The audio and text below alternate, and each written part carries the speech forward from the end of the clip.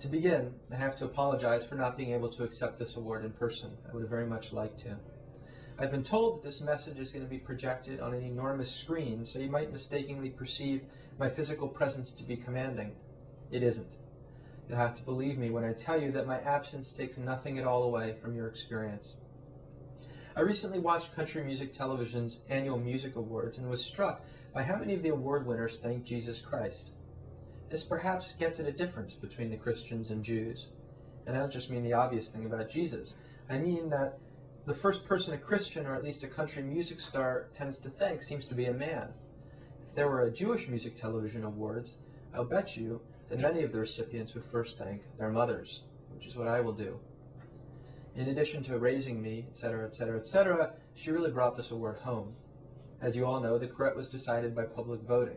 I've been told that more than 1,500 people cast their votes for this. How does it make me feel that the plurality voted for my book? It makes me feel that my mother called in approximately 600 favors. I'd also like to thank my father, who keeps my mother in check and prevented the voting results from being too suspiciously skewed. Now, joking aside, it really is an honor to be receiving this award. It was an honor to be nominated in the first place. The last 10 years have been incredibly good years for Jewish literature. Proof of this is in the books that weren't even chosen as finalists, like Michael Chabon's The Amazing Adventures of Cavalier and Clay, The Russian Debutante's Handbook by Gary Steingart, The History of Love by an author who also happens to be my wife.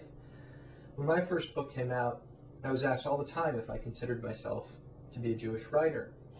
I thought that was an incredibly strange question, as strange as asking Ray Charles if he considered himself to be a blind singer.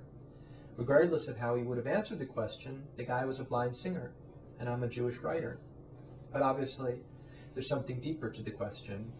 I think it's, do I feel proud of being a Jewish writer? Do I want to be called a Jewish writer? Do I myself identify as a Jewish writer? And to be perfectly honest, I've had a hard time with this question. But nothing resolves the issue so definitively as being in the company of other Jewish writers, like those I just mentioned, and those who are the other finalists for this award. If being a Jewish writer means being part of a tradition that includes other willing or unwilling Jewish writers as Kafka and Bruno Schultz, Isaac Babel and Henry Roth, Paul Celan, Yehuda Amichai, and David Grossman, you don't have to ask me twice if I feel proud. Regardless of how the public voted, I have no delusions about my place in Jewish literature. I'm a pisher, at the very beginning of who knows what. Philip Roth, Saul Bellow, and Steve Stern, three of the other finalists, are mountains. Through their writing, they've been my teachers, my family, and friends. It's a profound honor to be associated with them.